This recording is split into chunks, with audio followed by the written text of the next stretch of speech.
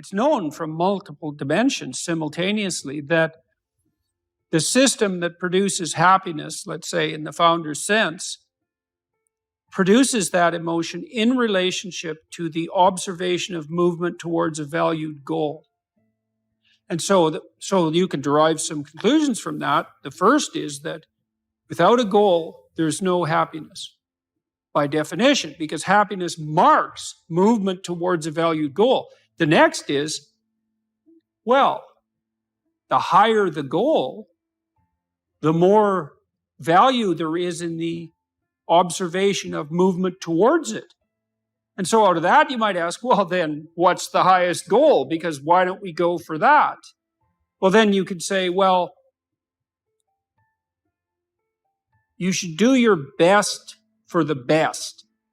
You might say, well, that's just to make me hedonically happy. It's like, well, wait a second, cocaine will work for that because it actually even activates this system. But what about tomorrow and next week and next month?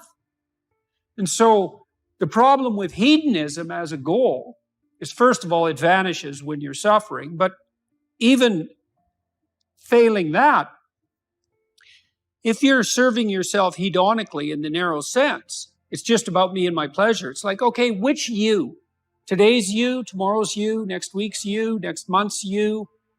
What about next year, 5 years from now, 10 years from now? You're going to lead a hedonic and dissolute life, and what are you going to be, a burnt-out shell and a wreck, a dismal wreck in 10 years? Because that's what will happen. And so if you don't construe yourself as a community stretched out across time, then you're not even serving yourself. And if you do construe yourself as a community stretched across time, then serving other people and serving yourself turn out to be exactly the same thing. I just did a course on the Sermon on the Mount, and Christ, in one of the sections of that sermon, he says to people that you shouldn't lose your saltiness, you shouldn't lose your savor, and you're the salt of the earth, and without that salt, everything loses its flavor. And salt is a preservative, and it's a spice, and that's often conceptualized, that phrase, as referring to the salt of the earth, the solid, reliable types who bear all burdens. But that is not what it means. I looked at a lot of different translations. I talked to a lot of people about that verse, and really what it means is, well, there should be some spiciness and unpredictability and humor about you. And there should be some play in the system, right? Because that's what stops you from just being the narrow, dead, past letter of the law with no spirit. There should be some snake inside the tree, right? There should be some fire inside the bush. Those are all ways of construing that are symbolically equivalent. There should be some dynamism in you, and a fair bit of that's associated with, well, enthusiasm. That's fun, but enthusiasm means to be imbued with the Spirit of God. That's why people like comedians so much too, because that's what they do. And so you have to leaven the duty with humor. And your book does a lovely job of that too, because your book, which is a very conservative book in the best possible way, and is a call to duty and responsibility, but you constantly return to themes of both stoicism and humor, which are tied together in some sense. I was just in Newfoundland for the last week doing a documentary there, and Newfoundland's a rough rock, and it's beautiful and harsh.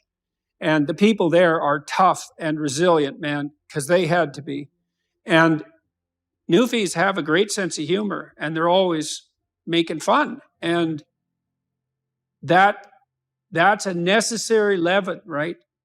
That ability to deal with serious matters with a light touch. And it's something I'm trying to learn to do more and more, even in the most serious of conversations, because if you're a master, you've got both. You've got that light touch and that sense of humor. You really see that in military people who've been through rough situations. We should make a very clear distinction here that often when people are embittered and resentful and feel like they're victims, it's because really awful things have happened to them. Now, not always, but often. And so then the question is, well, if you're in a situation and something really awful is happened to you or has happened to you, then, well, why shouldn't you feel like a victim? And is there a better alternative? And part of what you were trying to lay out in this part of the book is what those better alternatives are. So part of looking for that hero is to find out from someone else's example. In your case, it was your mother, but these other sources that you described, of people who were in a sort of hell in an undeniable sense, but who chose in a very real way to make it as good as it could possibly be given the circumstances. And so they had to turn to sources of power, let's say, and strength and fortitude and resilience that weren't in some sense obviously associated with the catastrophe. I mean, in your mother's case, it's a pretty tragic situation. She's a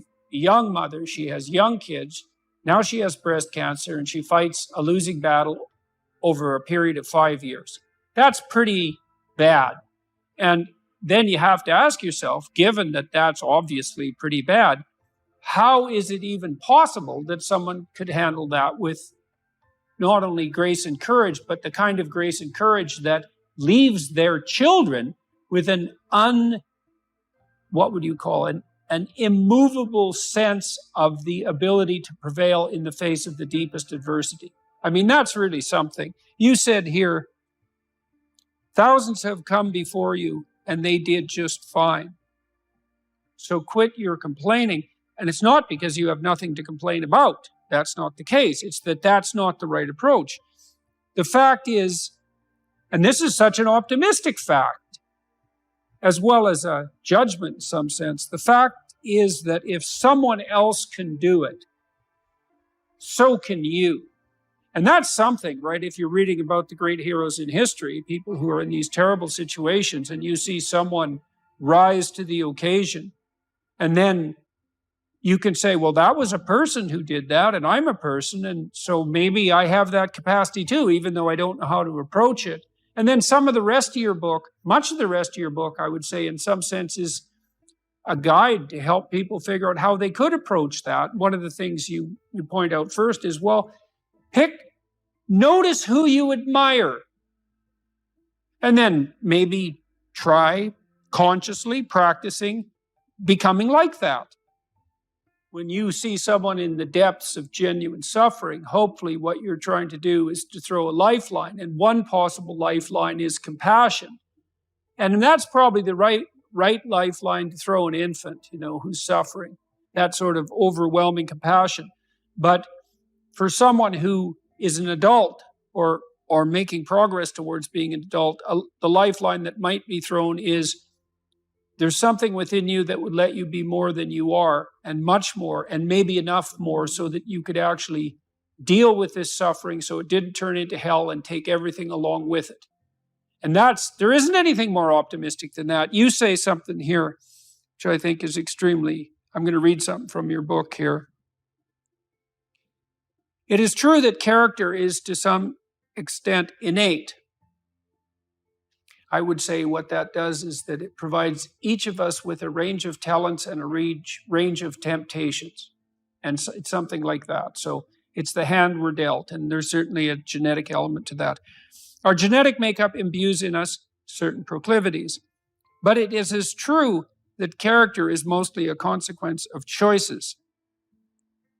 Strangely enough, we all make them, and we should make them deliberately with the knowledge that these choices are part of our responsibility toward a purpose other than our own selfish aims.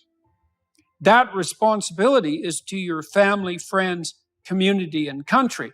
That's something that conservatives put forward as a pathway to virtue. And what's so interesting about that, as far as I'm concerned, as an antidote to atomistic liberalism, let's say, that hyper-privileges the individual, is that it's definitely been my observation as a clinical psychologist that in the depths of misery, the capability that you have to be of service to other people, your family, your friends, your community, your country, that's actually a saving grace under such circumstances. and that people really find a deep and abiding meaning in that service. So it's not just finger wagging and the pointing towards duty. It's like, no, you don't understand that if you're in desperate straits, if your life is falling apart, if you're nihilistic and miserable, and maybe you have your bloody reasons, because maybe you do, that's still the case that if you step outside yourself and you try to make the lives of other people better, that's the best possible thing that you can do for yourself.